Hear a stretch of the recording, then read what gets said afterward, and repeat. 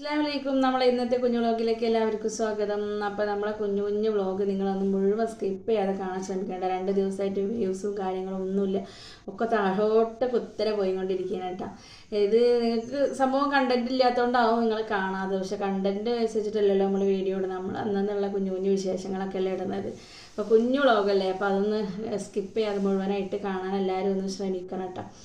പിന്നെ എന്താ പറയുക, ഇപ്പം ഞാനങ്ങോട്ട് വീട്ടിലേക്ക് വന്നതാണ് കേട്ടോ. മിഞ്ഞാന്നിട്ട് പോയിട്ടുള്ളൂ കേട്ടോ.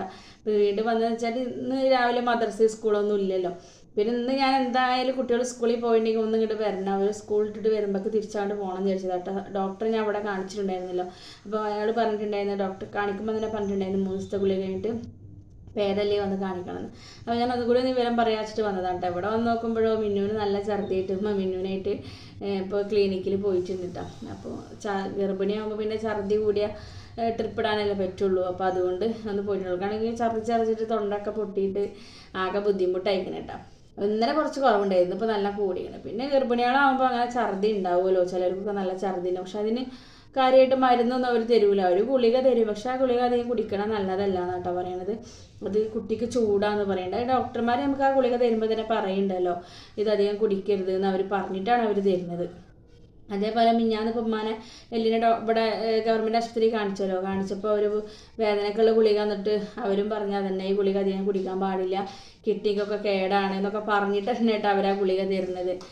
അപ്പം നമ്മളാണെങ്കിൽ ഈ വേദനയും കാര്യങ്ങളൊക്കെ വരുമ്പോൾ ഇതുപോലെ തലവേദന വരുമ്പോൾ നമ്മൾ തലവേദന ഗുളിക വാങ്ങി കുടിക്കും. തണ്ടൽ വേദന വരുമ്പോൾ നമ്മൾ നീരിറക്കമൊക്കെ വരുമ്പോൾ നമ്മൾ നീരിറക്കത്തിന് ഗുളികയൊക്കെ വാങ്ങി കുടിക്കണില്ല. അതൊക്കെ ഡോക്ടർ പറയണ ഗവൺമെൻറ് ആശുപത്രിയും കാണിച്ചപ്പോൾ നല്ലൊരു ഡോക്ടർ കേട്ടോ, ഒരു ലേഡിയായിരുന്നു.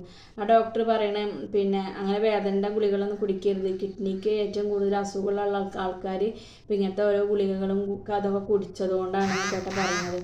അപ്പോൾ നമുക്ക് എന്താണോ അസുഖം അതിൻ്റേതായ ഒരു ഡോക്ടറെ തന്നെ കാണിക്കാനായിട്ട് അവർ പറഞ്ഞു. അപ്പോൾ ഉമ്മാക്കിപ്പോൾ എല്ല് തേയ്മാനത്തിൻ്റെ ഇതാണല്ലോ. അപ്പോൾ അവർ പറഞ്ഞ് എല്ലിൻ്റെ ഡോക്ടറെ കാണിക്കണം. ഉമ്മ കുറേ എല്ലിൻ്റെ ഡോക്ടറെ കാണിച്ച് മടുത്തതാണ് കേട്ടോ.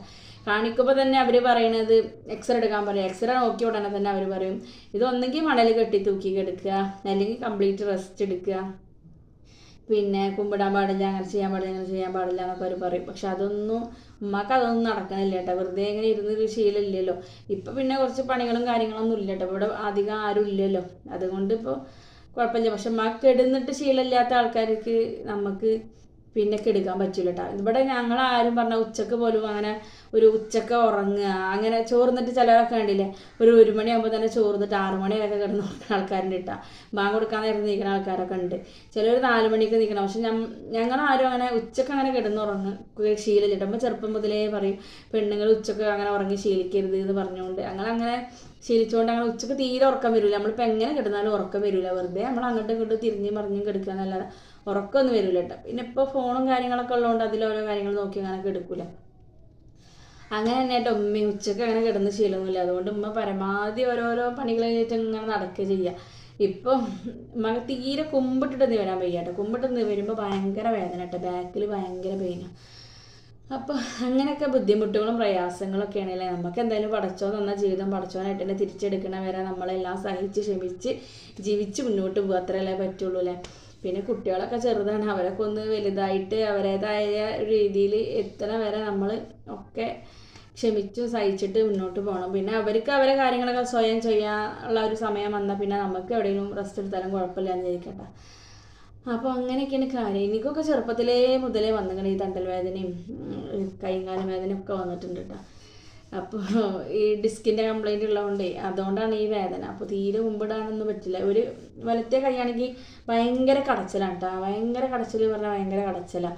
അത് ഞരമ്പിൻ്റെ ഇതാണെന്നാണ് പറയണത്. പക്ഷെ ഞാനതിങ്ങനെ ഓരോ വേദന ഇടയ്ക്ക് ഞാൻ വിക്സ് അമൃതാഞ്ജനൊക്കെ എടുത്ത് ഇങ്ങനെ അവിടെ ഇങ്ങനെ ചൂടാക്കി കൊടുക്കുമ്പോൾ നല്ലൊരു ആ കടച്ചിലിനൊരു സമാധാനം കിട്ടും കേട്ടോ.